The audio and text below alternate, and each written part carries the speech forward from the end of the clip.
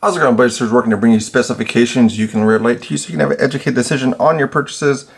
This is going to be a little odd one because there's a lot of pre-work that goes into videos. So we're going to kind of have a video, and then you're going to go back in time at the end of the video, if you stay all the way through, where I'm going to go through and do all the pre-work. I'm going to just record it, have a random conversation with myself, and see if you guys come along for that. If not, enjoy the video. It's going to be a little bit different format. So this is after I did the end of the video is kind of the pre-work side, so you can kind of see behind the curtains. But this is kind of what I have here. So this is going to be the Exarch this is actually by Civivi. So thank you to Civivi, which is also thank you to We for providing this knife to the pass-around group. So that's going to be the knife here. There is a lot of different colors. So I mean, you have blue, black, gray, carbon fiber, Damascus. So those are all the choices you get. Civivi seems to be doing that a lot recently, as far as like throwing them all out there. It used to be kind of the starting where they would come out with the regular plain one, and then if it did really well, then they would come out with the Damascus version. And now they're just throwing them all out there at the same time. So this one's available. So price-wise, you're going to be looking at maybe about $49.30 for this model here, MSRP of $58, and then the high-end one, which is carbon fiber and Damascus, is going to be about $80, $80.75 and $95 MSRP. And somebody said my hand motions kind of had to have them cut away, so I'll try and move slower and maybe not as much, if that's an issue. So we're going to have 2.6 for the weight, so 2.6 ounces basically for this channel. As far as how to measure that, that's going to be 13 quarters. So if you have that available for you, pick that up so you know how much this weighs for you, so you can get that in hand, get an idea for that. Because again, we're bringing you, kind of trying to give you some specifications you can relate to for yourself, so you can get it in hand as best possible without actually having the knife. So this one's not going to have a regular opening deployment methods, so you can't do a traditional style for it. You can't grab onto this blade at all. So basically you have the front flip method, which is basically using a thumb.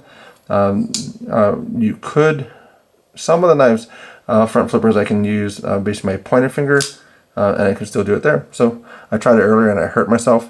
And then you have the kind of the over the top type of one, which is how to do that. So I was out of frame there. But that's going to be kind of the deployment methods that you're going to have available for yourself. For the actual blade, this blade is going to be at about 3.21, basically from this point. And man, that blade is dirty. So that's not much better, but this is so 3.21 from this point here to the tip. And then it's going to be 3.38 from the lowest shoulder to the tip. So it depends on where it's going to be measured for your legality reasons, or if you care about those things. That's where we're going to have that.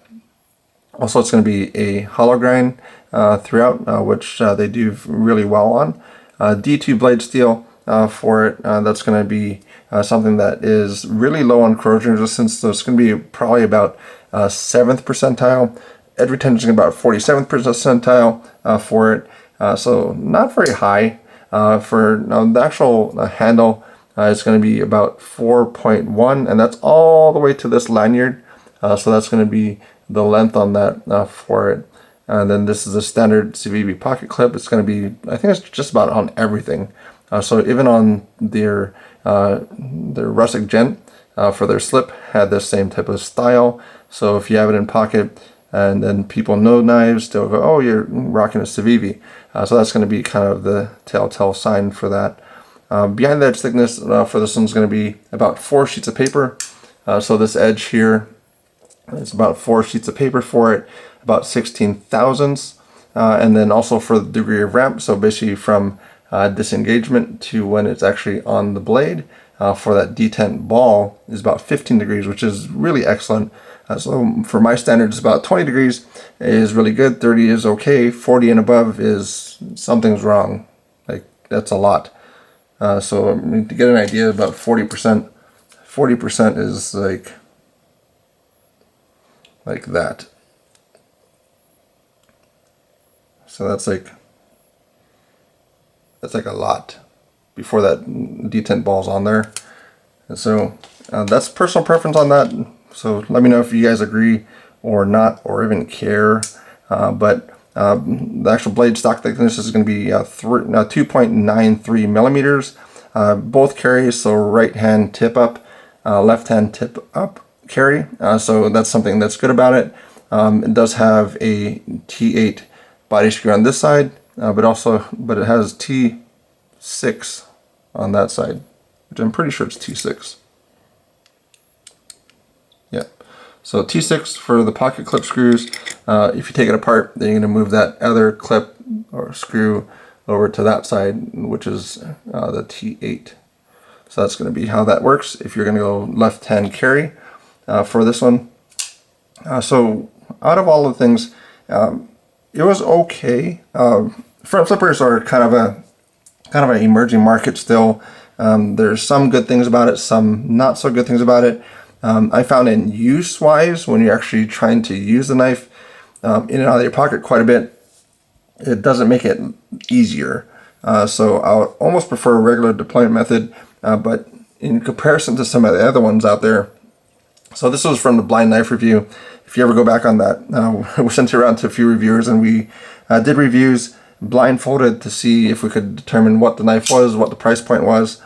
So this is the Real Steel Metamorph, and they have an aluminum, and then they do have a G10 version for a few different exclusives that were available.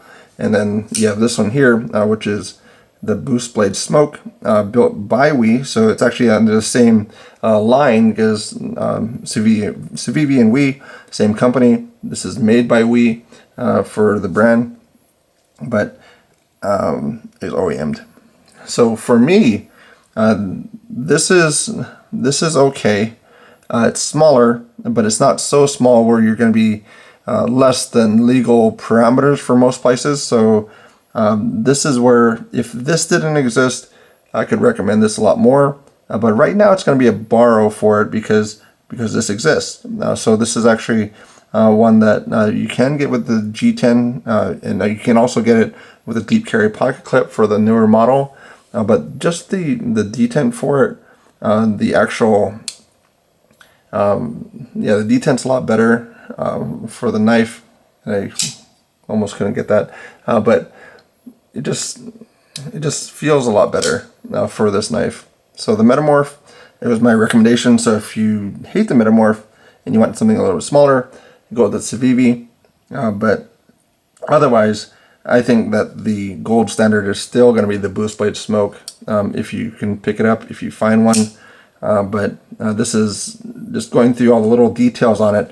It's really thought out very well across the board, and that's what I really like about the Boost Blade Smoke. And it's kind of the best that I feel is available for a front flipper. And then Real Steel has the Scylla. That's actually a really cool one. So if you want to get into front flipping, but you don't like the small profiles, get that one. It's more of a full-size blade for the knife, and it's really good. So that's going to be those standards there. But just to get some basics for something that you might have. So Bug Out, also Rat 2. Got that size in comparison for it. But it's going to be a borrow for me, just because of those reasons. But that's about all I have to say about that one today. We're going to go through this one. So that's normally where I start everything off. Kind of change the format over time, but that's where I start things off with it in the pocket. Right off the bat, this does catch up a little bit because the screws are not recessed. So on thicker jeans, it catches up a little bit. So I might forget to say that. But so first things first, going to be doing those things. Hand sizing, I used to also digitally put that into it. I bring in the piece of paper, which is low tech, but seems to do what I need to do. Weight wise, we'll see what this is. And to kind of pull back some of the magic of things, I do write things down because I do not have that great of a memory. to remember every single little thing for the knife. So 2.6. So I almost said 2 pounds. So 2.6 ounces. This would be 13 quarters for that one. So as you follow through, that's going to be kind of what I use for measurement on that. So we have that one. I'll have to look at the pricing. So I'll go through and I'll look at the pricing on it. I think these are sold out right now for the Exarch, but I'll check on the pricing, MSRP. Normally use Blade HQ for those type of things, and then we'll check on the actual pull for it. Sometimes this is done on camera just to show what I'm talking about, but I also try and get an idea as far as what it is before I do the video, just so I don't get surprised by something really outrageous. So 3 pounds, 4.7 is what I got for that. So we'll see how far that is off when I actually do the video. 4.7. So I mean, that's where weight-wise, I mean, really a big old thing of bush baked beans is about 2 pounds. So you kind of have an idea, and balance something on your finger. So this one has basically a front flip method. So it's going to be have the thumb method. You could, nope, oh, kind of. So there's another way you can flip it over with your finger, but basically it just has a front flip method for this one, and also that method. Detent's a little bit tough for doing some of those things, so I will make mention of that. Probably also might forget, but it just has the front flip and also the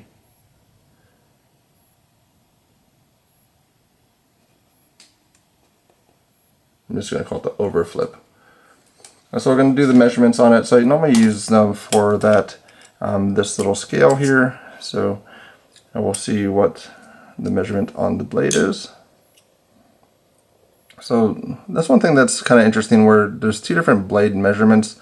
So most blades have a standard measurement, which is at the highest point of the blade, as far as basically for the handle, which is furthest or closest to the blade. So it's 3.21. Now I'll call that a drop point for it. I'll see what the site says for it, but that's what I'm going to say it is. And then also the other measurement I'm going to get is from the further back portion, which is going to be here.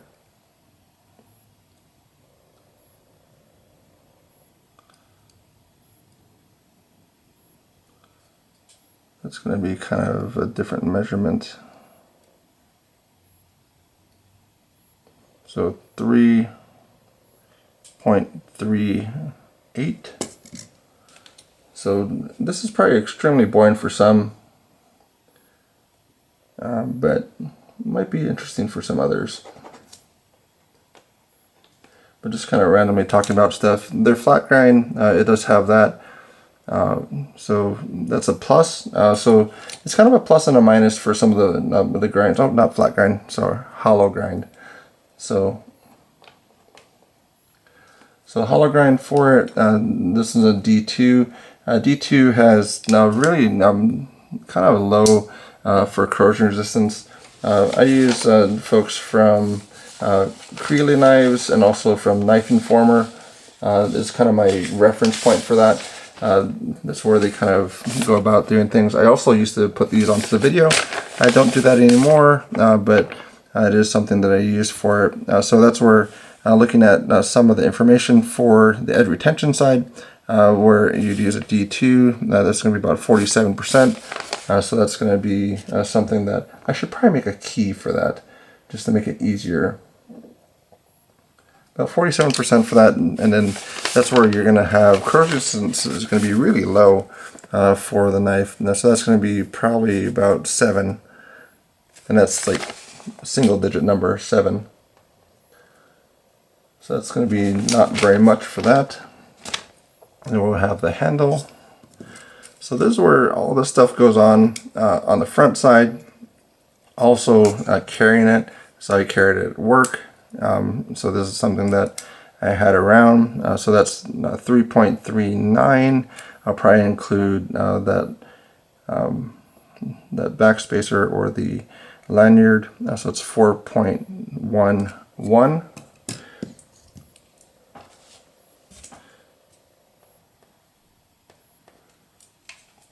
Behind edge thickness is something that is good and also somewhat could be something that is not entirely accurate, and that's where sometimes a flat grind could be a good cutter as well, or a slicer, because really behind edge thickness is gonna spread that material out very a good transition for it. But once you're actually going to get down here, so the hollow actually meets a kind of a low point. So it actually, as you sharpen it, normally you're going to have a little bit of a higher angle, and it's going to drop down a little bit before it gets bigger again. So that's where it's going to have that slope. So really you're taking it from, at least on this one, you're taking it from about here. So you can kind of consider this is like a flat grind that's right in this section. And I might discuss this later. If people are still watching it, you can let me know as far as if you want to have that as far as part of a video. But so this is going to be basically a flat grind, so you're going to have that transition from this point to that, and then it's going to be a kind of a big uptake for it. So that's where you could actually be experiencing a little bit more drag, because you're still having to expand that material very quickly, other than having a flat grind, which you would take it from this point all the way to the tip, and it's going to be a slow transition. So that's where you actually might actually slice better with the actual flat grind. At least that's my idea on that. I have to figure out a way to prove that. That's my thought and my theory. So behind edge thickness on it. So you normally do the belly unless it's a Tonto blade. So 0.155. I'm going to say 0.16 just to round up.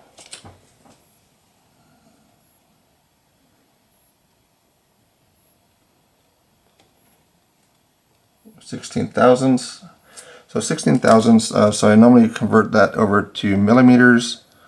So that's so every sheet of paper is about a millimeter thick. So that's basically 4 sheets of paper for that. So this is where we're going into like, what is it that I mean when I talk about stuff, and maybe this will bring some light to that. Degree of ramp is what I use as well, which I don't hear talked about very much, but I don't know if it's just important to me and nobody cares, but that's where I do it. So that's where I take basically the edge of the knife. Where'd my pen go? There it is. So I take the edge of the knife, so pivot, basically where that's going to pivot from, and then pivot from this location. So we're going to disassemble or disengage the knife. Sometimes it's more difficult.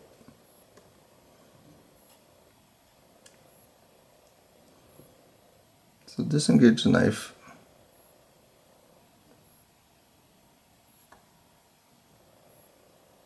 Until it is actually on the blade. It's going to be up until this point. So that's how I might get the degree of ramp. And then take my fancy little protractor. At least I think this is called a protractor.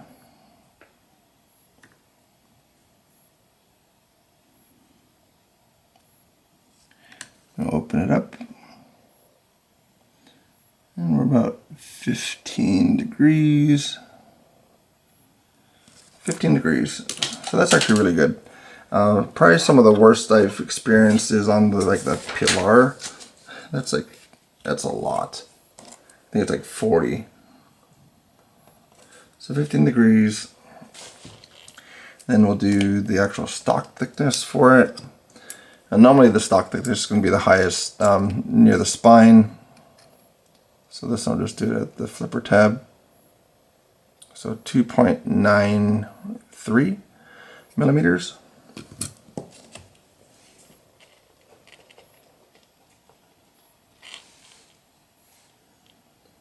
And that's the basics of what I would actually pick up on. So that's all the pre-work for it. And then I will do the regular video for the knife, and that's going to be how I'll roll everything out. So this is just the pre-work data points as far as that goes, but I still need to carry it, use it, and then not abuse it, because most of these are passed around knives. So this one's provided by We, so I appreciate that very much. And then we'll kind of see where I stand for this. It'll be kind of interesting to see if this actually, this lanyard can come off. That would be kind of interesting. Drop it down a little bit. But we'll see what my thoughts are. Actually, you already saw what my thoughts are for this, because if you watched the beginning of the video, then it was basically the regular review. And then for maybe the 50 or so of you that stuck around, because normally people cut off about 3 minutes in. So I got to see what's at 3 minutes and actually really grab somebody and go, oh, you should keep watching. But that is behind the scenes, lifting the curtain as far as what happens for the measurements and what some of that means. So I guess you already saw the video, but that's about all I have to say about that one today.